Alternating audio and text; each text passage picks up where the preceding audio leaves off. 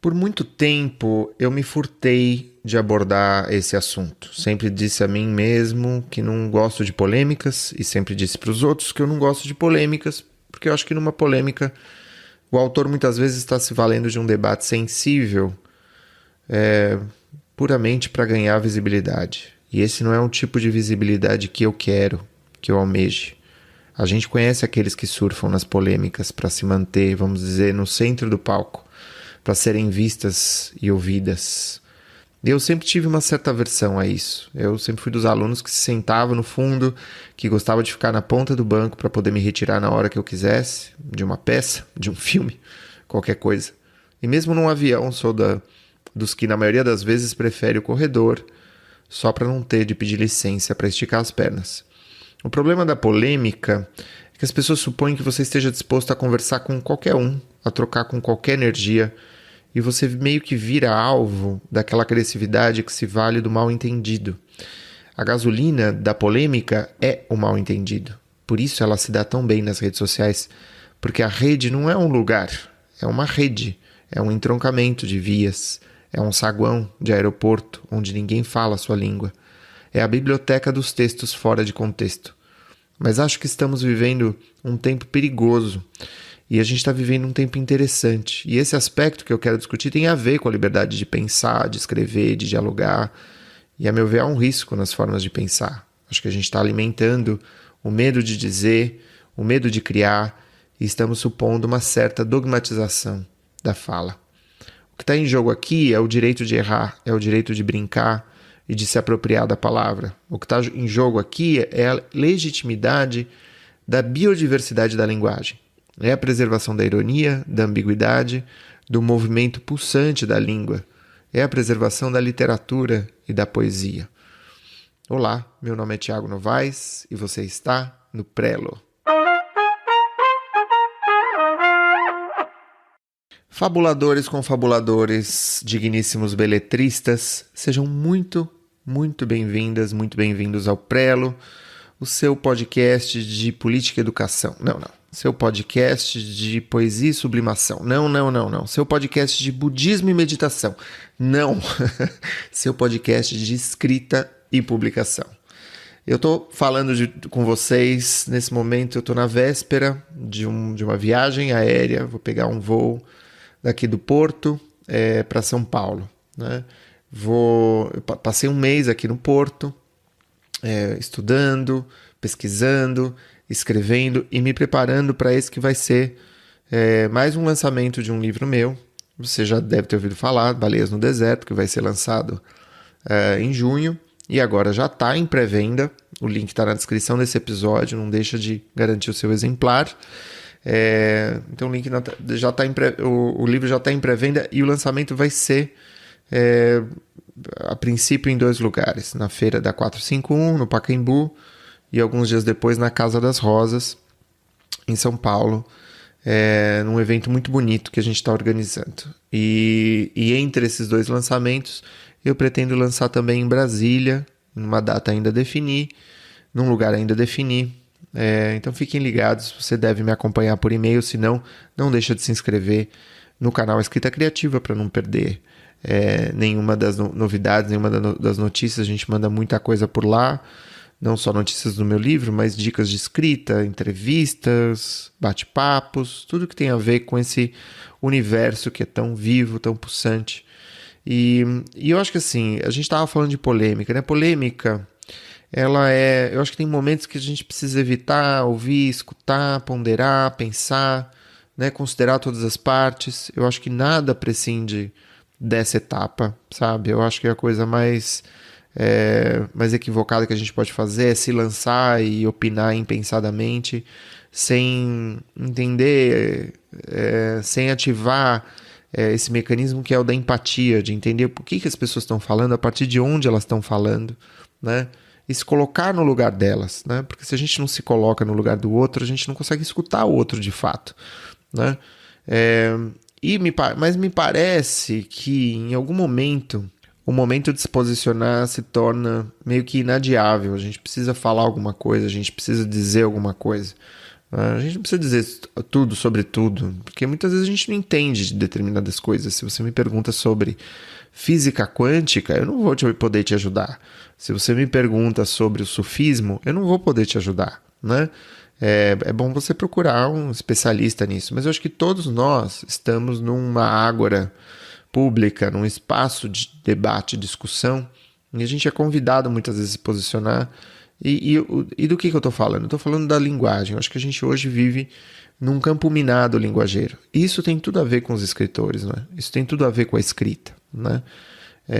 Tem ganhado muita notoriedade a ideia de você se submeter ou submeter o teu texto a uma leitura crítica, a uma leitura sensível, né? E a gente não vive num momento onde mais e mais os escritores, por um motivo ou outro, têm sido proscritos, têm sido cancelados, têm sido, né?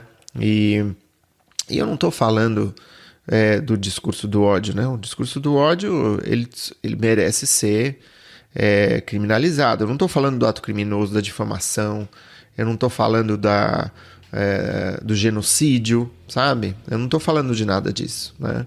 Eu não estou falando desse discurso vazio da extrema-direita, né, carregada de incoerências, de contradições, né, de recalques. Não é disso que eu estou falando. Eu estou falando de um movimento que é um movimento crítico, de esquerda, um movimento artístico, é um movimento de um grupo crítico, né? De um grupo que pensa, que debate, que lê, né? Que tem consciência de que existe um negócio chamado história, que a história se repete, a princípio como tragédia, depois como farsa, depois como burla, né? A gente está falando desse campo, a gente não está falando de um campo que no fim das contas é muito difícil de falar e de discutir. A gente não está, porque não quer discutir, né? A gente está aqui disposto a discutir, né? Mas o fato é que o fato de pertencer a um grupo crítico, né, esse pertencimento a um grupo crítico não nos exime de cada um de nós pensar nas questões que muitas vezes são consensuais para esse grupo.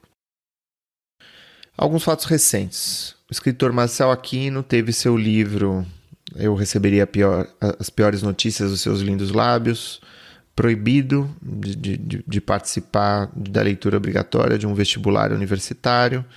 A comissão que atribuiria, que faria análise desses livros, de alguma maneira se eximiu de fazer discussão e resolveu proibir o livro, retirar o livro da lista de leituras, evidentemente para não ter que entrar no debate, para não aquecer um debate que pudesse prejudicar a universidade, né? Ou seja, de alguma forma essa equipe técnica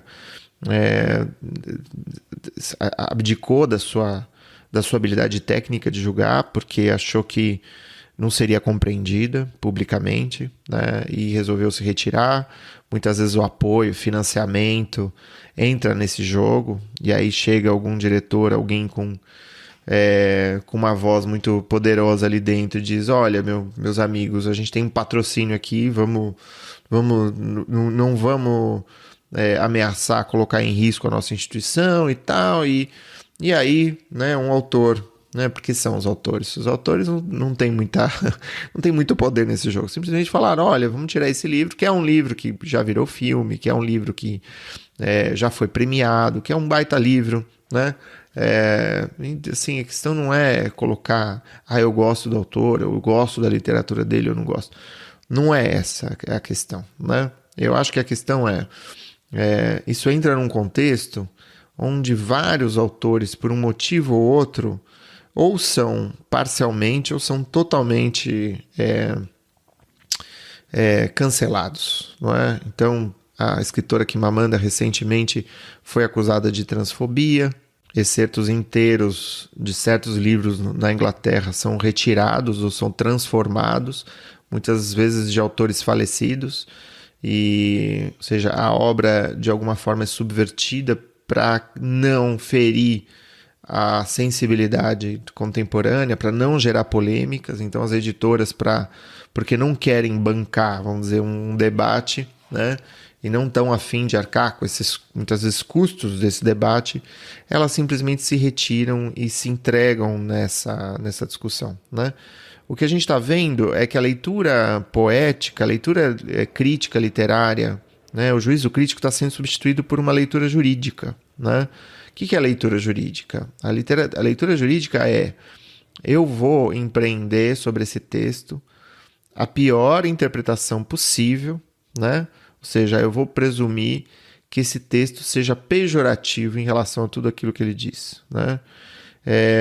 Eu vou retirar, de preferência, o texto do contexto e eu vou publicar isso nas redes sociais, porque aí, se eu atiro isso nas redes sociais, eu sei que tem muita gente que simplesmente endossa pelo desejo de pertencimento e muito pouca gente que tem, vamos dizer, a força moral, subjetiva de dizer: olha, eu discordo, né? Eu não quero entrar nessa polêmica. Então a pessoa às vezes não concorda, mas simplesmente se retira. Eu não estou falando especificamente de mim, né? Mas claro que se você se coloca no mundo, né? Se você é um professor, como eu sou, professor de escrita, já fui professor de psicologia social, a gente ouve muita coisa, né?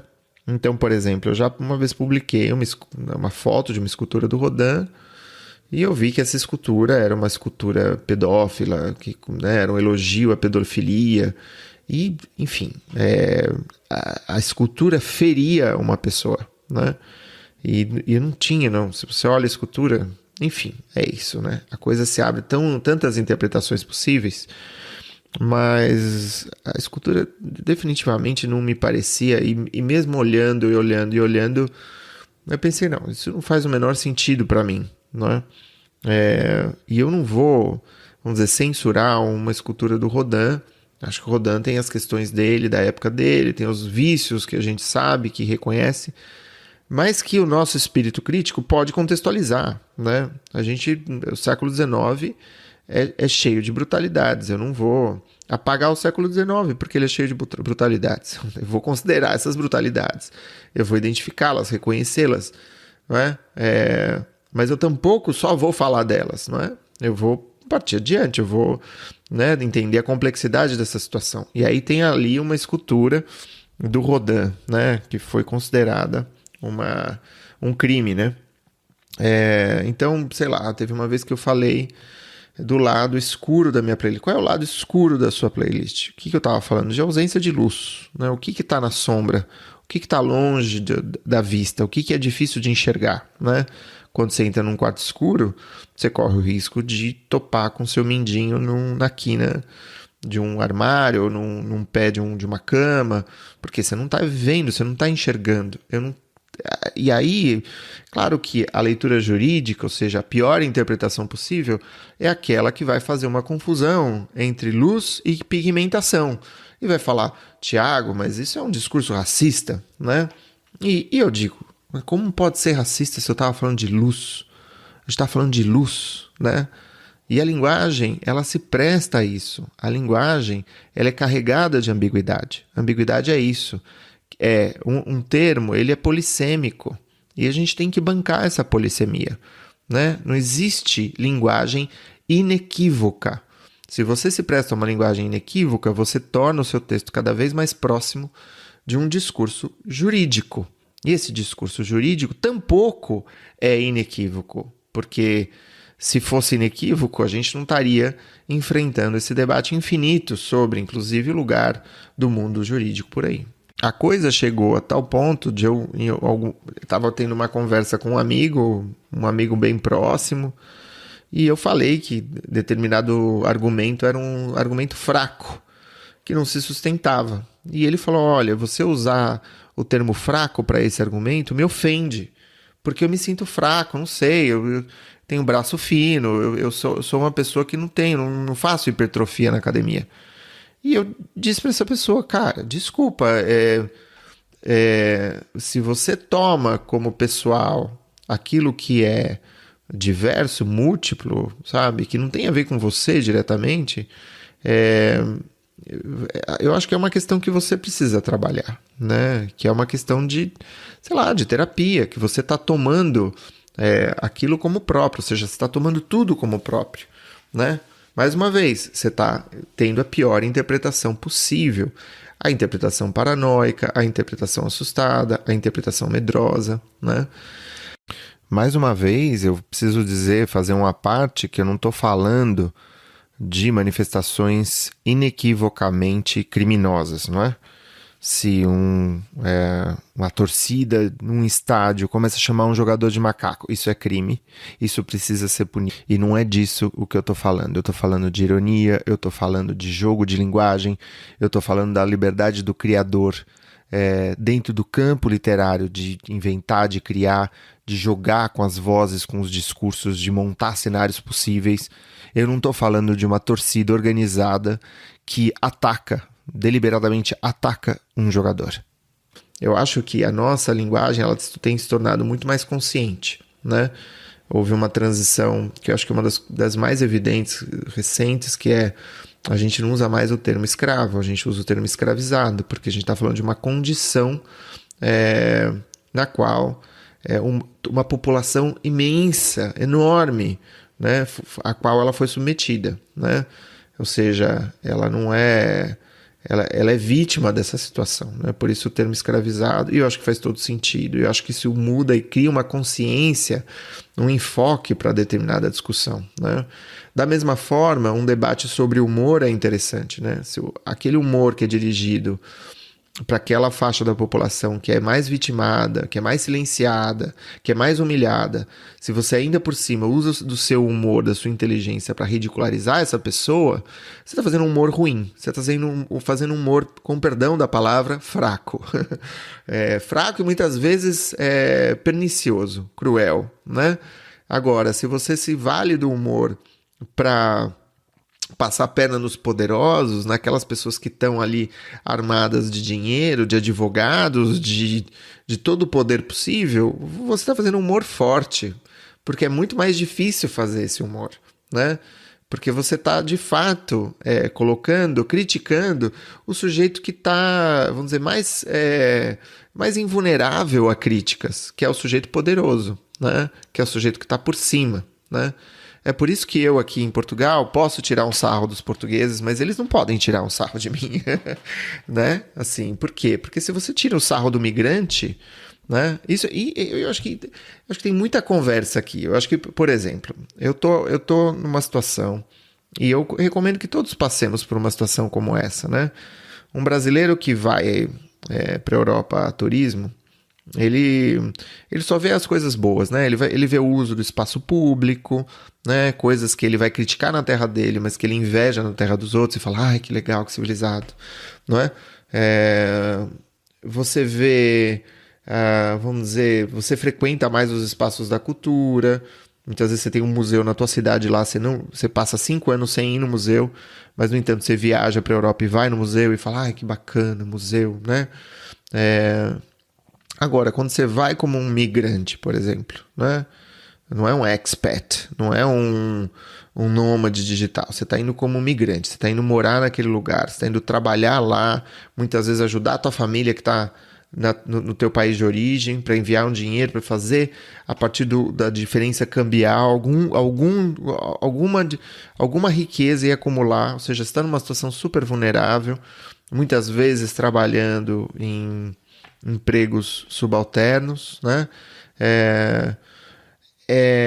Você, de alguma forma, diminuir o português, o sotaque dessas pessoas, desse grupo, né?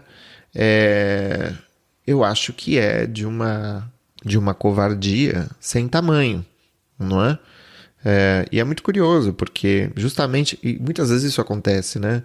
O português ele é o que vai fazer trabalhos subalternos no resto da Europa. Ele vai para a França, né, trabalhar como babysitter, trabalhar como diarista, trabalhar nas fábricas. Ele vai para a Alemanha trabalhar nas fábricas. Ele vai para o Reino Unido trabalhar nas fábricas. E aí vem o brasileiro na terra dele, né? E ele, vamos dizer, se vale de todo o preconceito linguístico e social, né, para abordar essas pessoas, né? O que eu estou falando não é de assim, obviamente que isso não se dá a todo momento, em todo lugar, não é unânime, como nada é unânime, mas é algo que está presente na sociedade, aparece no humor, aparece nas redes sociais, né? Os algoritmos têm me jogado, vamos dizer, discursos de ódio contra brasileiros em Portugal. E se você lê um pouquinho disso, você sabe que isso acontece, né? Agora, na maioria das vezes isso fica tácito, isso fica implícito, né? Mas as palavras sim ferem, é isso que eu quero dizer, né? Existe algo que como que a gente lida com as palavras que ferem, né? Recentemente, quer dizer, coisa de alguns anos, bom, eu não vou entrar muito em detalhes, mas eu ouvi de uma pessoa com quem eu tenho, uma pessoa muito próxima, familiar, uma frase que foi muito dura, muito injusta, assim, dirigida a mim, sabe? Ah, você sempre fez coisas assim, sabe aquela coisa? Alguém te diz isso. Você vamos dizer, não foi isso que disseram, tá? E eu não vou dizer o que disseram, mas por exemplo, você é preguiçoso, sempre foi preguiçoso, sabe? Alguma coisa nesse sentido. E essa coisa é dita por uma pessoa que sabe que é importante para você e sabe que aquilo que ela diz tem um poder muito grande de te magoar, de te ferir. É uma palavra que é uma ferida, né? É uma palavra que é uma faca, né? E essa palavra consegue te ferir, porque você passa muitas vezes anos com aquilo lá. Aquela palavra foi dita 5 anos atrás. Você teve que pagar muitas sessões de análise para lidar com aquilo, para discutir aquilo. Você fica por mais que você discorde racionalmente, no aspecto emocional você tá ali lidando com aquilo, as voltas com aquilo, né? E aquilo meio que vira uma instância relativamente traumática, né? Relativamente porque eu acho que o trauma muitas vezes é muito poderoso. Às vezes ela é uma reedição do trauma, de algo mais pesado que você viveu anteriormente, enfim. Às vezes é uma repetição, é alguma coisa que a pessoa disse 40 vezes e aquilo começa a entrar na tua cabeça de um jeito que você já não sabe mais o que é verdade e o que não é, né? Isso é muito forte, não é? Isso é muito forte. E eu não duvido que essa pessoa que se ofendeu com uma escultura tenha questões pessoais ali que ela precise, sabe? Tenha escutado o Rodin, ou tenha me escutado como um parente, né? Mas eu acho que são questões muito diferentes, né? O fato que, assim, eu não era a mãe dessa pessoa, eu não era o pai dessa pessoa, né? Eu não, assim, o que eu represento para essa pessoa que possa ofendê-la tanto quanto eu digo? Eu acho que todos nós temos que desenvolver uma maturidade, né, a ponto de poder trabalhar pessoalmente certas questões que podem ser, às vezes, particularmente ofensivas, mas que, olhando no contexto, a partir de uma interpretação generosa, eu reconheço que aquela pessoa não disse aquilo lá para me magoar, sabe? Ela disse dentro de um contexto, às vezes ela estava falando dela mesma, né? E eu acho que as palavras são muito, muito sensíveis e muitas vezes a gente se perde nelas. Nesse processo de elaboração do meu livro Baleias no Deserto, teve eu tive uma questão um pouco séria com a revisão, né? Eu passei por um processo de revisão, meu livro, e eu não fiquei satisfeito com o modo como foi revisado, né? Isso é algo muito comum. As faculdades de letras só em São Paulo formam milhares de revisores por ano. E o trabalho de revisão é muito sedutor, porque você pode fazer da sua casa, diferentemente do trabalho da docência, né? Que muitas vezes você tem que estar ali presente, né? É presencial. Então, o revisor, ele, muitas vezes, ele tem um treinamento jornalístico, acadêmico, ele tem um viés jornalístico acadêmico, ele não consegue entender, por exemplo, que o modo como certa frase foi dita, ele vamos dizer, deliberadamente um desvio da norma. Ele tem o seu capricho, e esse capricho se chama literatura, né? E o texto que eu peguei revisado estava carregado de questões, de problemas, porque eu sentia que havia da parte do revisor, da revisora, um esforço de padronizar a minha linguagem.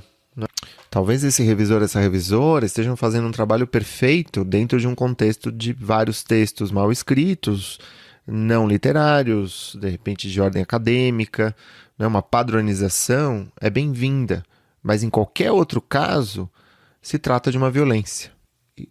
E analisando a revisão, eu comecei a sentir uma espécie de náusea, de vertigem, né?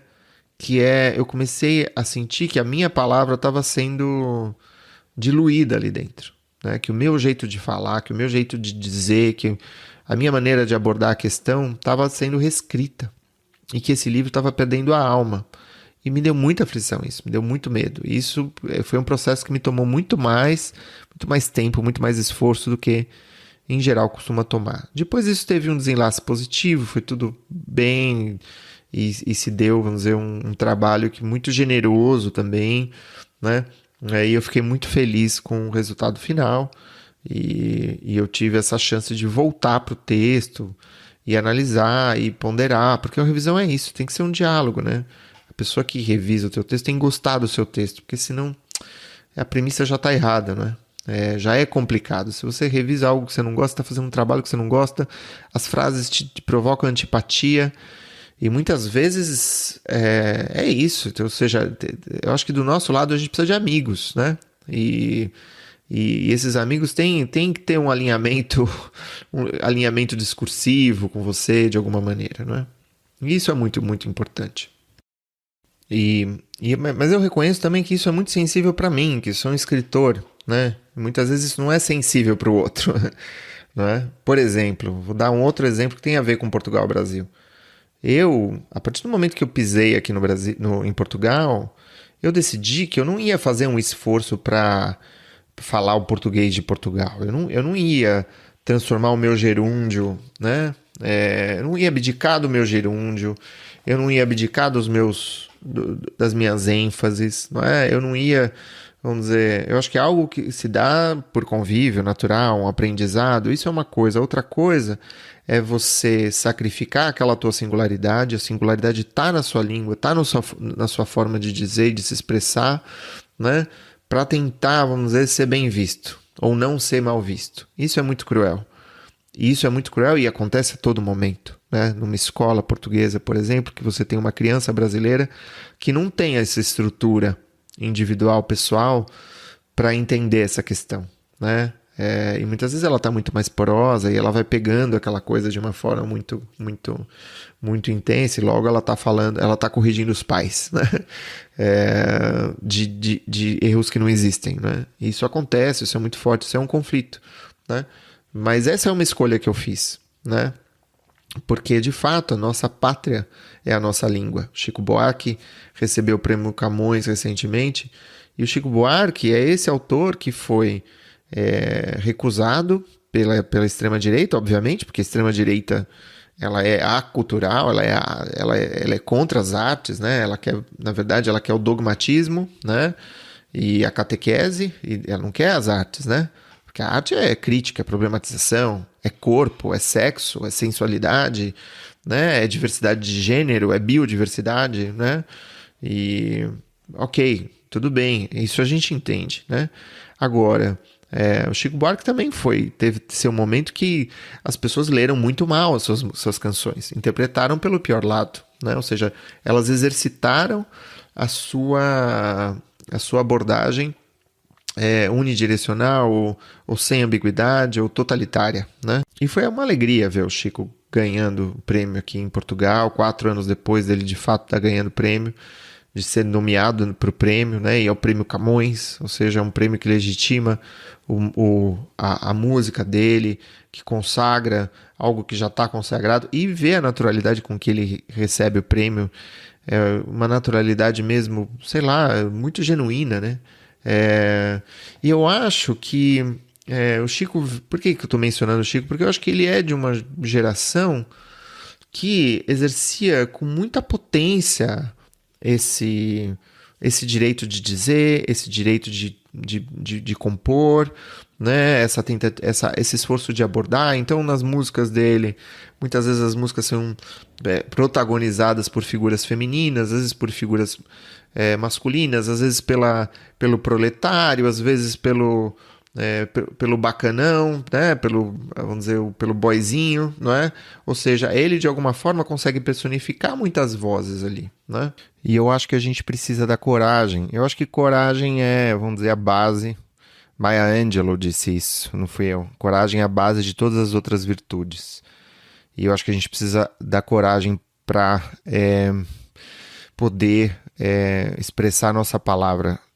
E eu acho que existe, vamos dizer, um contrafluxo, que é eu acho que tem uma esquerda que não sabe de poesia, que não lê muito, infelizmente, que não estuda muito, né? E que está combatendo essa ambiguidade que é uma das potências do nosso movimento. É uma das potências da esquerda, do pensamento crítico, não é? Eu acho que o escritor e a escritora, eles precisam trabalhar dentro de um ambiente vamos dizer, sem aquela interlocução que seja interlocução. Isso não pode, isso não pode, isso não pode. Eu acho que ele tem que escrever, ela tem que escrever. E depois, claro, na revisão você vai pensar, você vai maturar, você vai pensar o que você está dizendo ali, se você tem algum preconceito ali que você está carregando, né? E vamos dizer, aceitando que provavelmente pro leitor de 2050, pro leitor de 2060, muita coisa a gente tá deixando passar. Ou seja, muita coisa da sensibilidade daqui a 10, 20 anos vai, vamos dizer, se voltar pra gente com um olhar também muito potencialmente recriminador. Então, de alguma maneira, a gente não tem muita escapatória. Então, a gente precisa criar mesmo. Eu acho que a gente não tem a gente tem que se imbuir de todo esse senso crítico, né? E eu acho que esse senso crítico está produzindo grandes literaturas. Eu acho que parte da revolução literária contemporânea tem a ver com a escrita de quem não tinha espaço na literatura, no campo literário, né? E isso que está dando vigor para a literatura das mulheres, a literatura trans, a literatura das pessoas negras, ou seja, ou seja, antigamente, até há pouquíssimo tempo atrás, e até hoje, na verdade, a literatura branca é masculina e hétero, né? Então, essa é a grande revolução. Mas dito isso, eu acho que a gente precisa de circular, a gente precisa de liberdade, a gente precisa poder vestir a roupa que a gente quiser, entendeu? Eu acho que é um pouco isso, sabe? E a roupa, eu estou usando uma metáfora, tá, gente? Dentro da literatura, a gente tem que poder dizer as coisas, né? E ver como elas soam na nossa voz. Então, eu acho que esse é o grande debate, que é o debate da necessidade de se expressar, né? Porque a alma tem voz própria. O estilo é a voz própria da alma. E é difícil manifestar essa voz, né? Ou seja, é preciso de um ambiente de muita continência, muita calma, muito amor para essa voz aparecer, de fato, né? Porque a censura é forte, é violenta, né? E eu acho que tem um outro lado que é, de fato, criminalizar o que é discurso de ódio, o que é um crime, né? E aquilo que é ambiguidade, aquilo que às vezes a gente não conhece, poder ponderar, poder olhar e não dizer, isso aqui é isso, sabe? Não, isso aqui você está dizendo que é fraco, que é menor, que isso, que aquilo. Ou seja, isso é perigoso, né? Porque você está, de alguma forma, participando de uma sociedade policialesca. E a literatura, ela é cultivada em outros campos, em outra espécie, sabe? Eu acho que tomara que a gente chegue no momento que a gente possa poder criticar a nós mesmos e não criticar a pessoa, não cancelar a pessoa, não tentar, vamos dizer, anular a existência dessa pessoa, mas poder conversar, poder falar, olha, eu acho que você está muito equivocada, ou muito equivocado, e vamos conversar sobre isso. E eu continuo existindo, você continua existindo, sabe? Eu acho que a partir do momento em que a gente começa a se comportar com esse desejo de aniquilação do discurso de oposição, que é uma coisa que a direita faz, a gente está, vamos dizer, perdendo, né? A partir do momento que a gente começa a transformar a política em deboche, sabe? a agir dessa forma de você não pode falar, sabe assim, você perdeu, sabe? E eu acho que essa é a polêmica que eu preciso me manifestar e dizer. Eu defendo que o autor e o autor, eu defendo que o Marçal Aquino participe do vestibular. Eu acho que é imatura do ponto de vista crítica o cancelamento da Quimamanda. Eu acho que tem muito mais coisa a dizer sobre isso, né? Recentemente, faz tempo isso. A Mara Moura escreveu, uma escritora, E Se Eu Fosse Puta, que é uma super conscientização dos trabalhadores, das trabalhadoras do sexo no Brasil. E ela foi acusada, ela contou numa entrevista que eu fiz com ela falou, eu fui acusada de gordofóbica, né? E eu acho que você pode falar, olha, de repente isso aqui, sabe, você deixou transparecer o seu preconceito estrutural, né? Mas você não vai anular o interlocutor ou a interlocutora, né? Você vai conversar, você vai dar destaque, você vai ouvir, você vai poder falar, né? E você você não vai tirar as coisas do contexto. Esse livro da Mayra é muito valioso, é muito valoroso, sabe? E uma crítica não pode acabar com o percurso inteiro da pessoa, né? Isso mais uma vez, ainda que o grupo do qual você faça parte tem uma posição específica, você vai ter que tomar o teu próprio juízo, você vai ter que pensar por conta própria. E eu acho que isso tem tudo a ver com o trabalho do escritor, tem tudo a ver com o trabalho da escritora. A coragem de se expressar, a coragem de defender o seu jeito de dizer, né? E, enfim, há muito mais coisa a se dizer sobre isso. E mais uma vez, é isso. O meu intuito aqui é abrir a discussão, não é? Eu acho que não é uma discussão simples. E eu acho que eu estou longe esse episódio está longe de dar conta, de abrir. Eu trouxe casos muito específicos, exemplos muito específicos, e eu sei disso, não é? E eu conto com a generosidade de vocês para tentar fazer uma interpretação generosa também disso tudo, e uma leitura generosa disso tudo, tá bom? Minhas queridas, meus queridos, é isso, muito obrigado, e a gente se vê no próximo episódio de Prelo. Um grande abraço e até mais. Tchau!